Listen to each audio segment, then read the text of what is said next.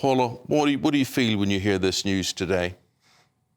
I'm not surprised. It's despicable. I remember not so long ago, the guy in Liverpool that tried to blow up the maternity hospital. He did that because he was upset because they didn't believe him when he pretended to be a convert. So many people are lying and they're used to judges believing them, having lawyers believing them, or lawyers often tell them what to say. And it's just disgusting. Something needs to change rapidly in this country because we have too many human rights lawyers. We have too many judges that all they seem to care about is the welfare of asylum seekers. They do not care about the safety of British people, working taxpayers, British people. We come secondary, and whatever asylum seekers say, it needs to be taken as gospel. This has been going on for decades.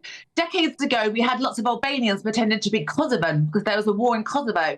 So they all rocked up, and then people are lying about their sexuality, their country of origin, their age, their name. They're lying, and then so many people are believing them, but it's the detriment to the safety of British people. Enough is enough now. Enough is enough. We're having 500 people a day now arriving by a dinghy. This can increase to 1,000 a day at some point. So, Ivon, is it all their idea, whether to be Kosovan or Christian, or is it people of your own profession who say, here's how you get through the door? Well, first, I'd be interested to know whether Paul has actually read the judgment, because it was unusual for the court to release the judgment. I'm not surprised you're making excuses for these men again. You have blood on your hands, lawyers like you. I really am sick. You're always sticking up for these people. Even the man that tried to bomb a maternity hospital. Do you not think that's despicable? And you'll still have excuses for him. I think I'll be very careful making live broadcast accusations. No, I don't have to be very careful. You should be very careful. Well, let me tell you about the judgment, because we want to look at what the court's considered. And what the court considers the evidence. That's what the court considers. The judge would have heard evidence from Ezedi, and although he found that some of it was not credible, on the whole, he found his evidence to be consistent. Now, that's one part of the evidence. The other part is the evidence provided by the church, letters confirming that he was a genuine convert. There's also evidence, photographic evidence, of Ezedi giving out leaflets.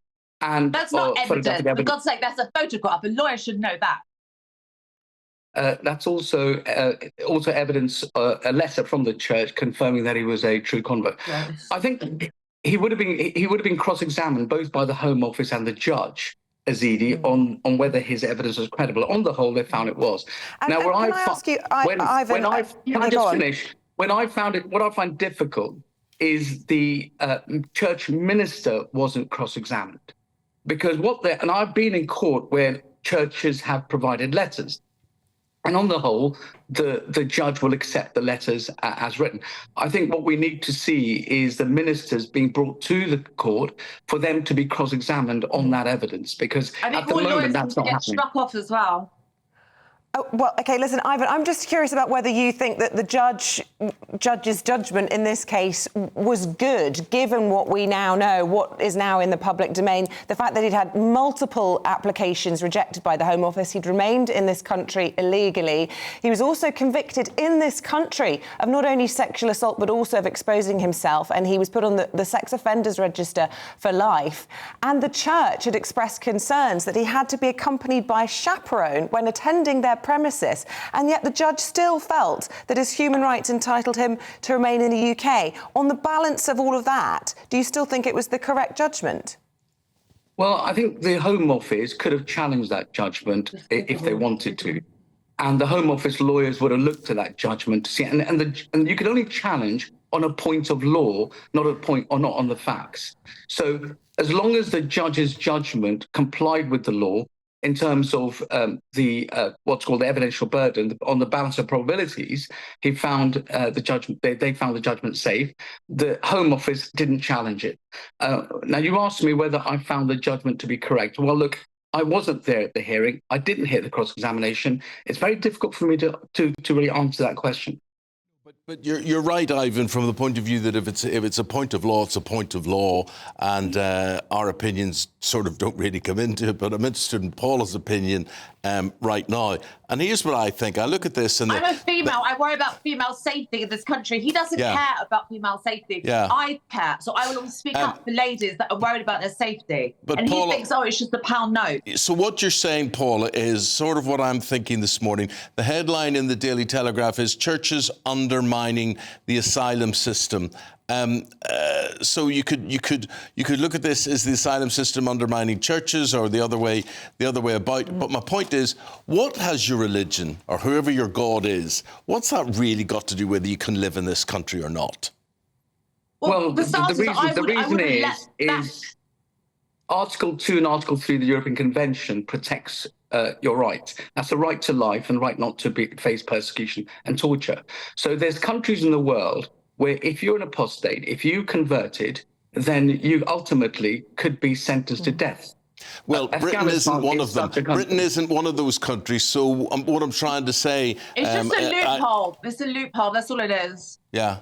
You hear Paula saying it's just a loophole, Ivon. Well, it's the law. So are we going to send people who aren't converted to Christianity? A lot of legal aid lawyers are getting rich because of that, and it's wrong.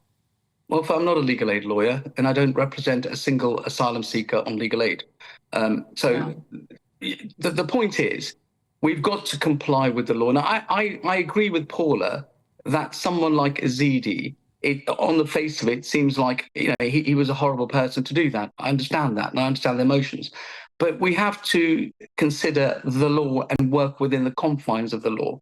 Well, how about the guy in Liverpool that had a Quran in his bag and he pretended to be Christian when he was going to blow up the maternity hospital? Well, as I've said, I think that the evidence of the church needs to be tested. At the moment, all we're getting is letters from ministers. Now, that's not good enough.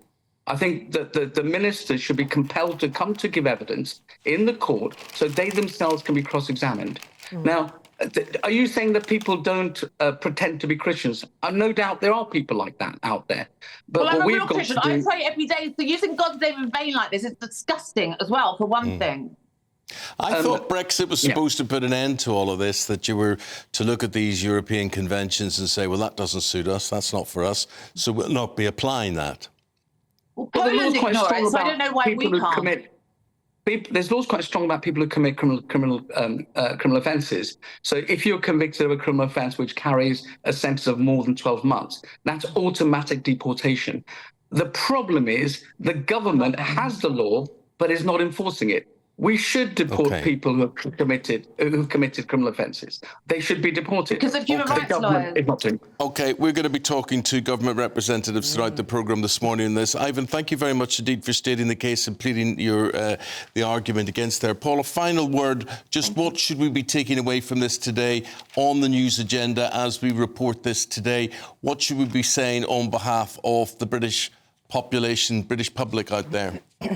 We need to stop taking everything at face value. There are some genuine asylum seekers coming over, but a lot of people are coming over and they hate us and they're lying about their age, their country of origin, their nationality. They're pulling any trick they can to try to get their asylum granted. They're safe in France. They're not facing persecution. They can get asylum for free. They're coming over here because we've got human rights lawyers that will jump through hoops so they can get their asylum granted and skip the queue and get social housing above the British people. Stop believing all the lies that these asylum seekers are telling people. Thank you both very much. Thank you both very, very much indeed. You'll certainly get people talking today and we'll gauge that reaction throughout the programme. Paula London and Ivon Sampson there.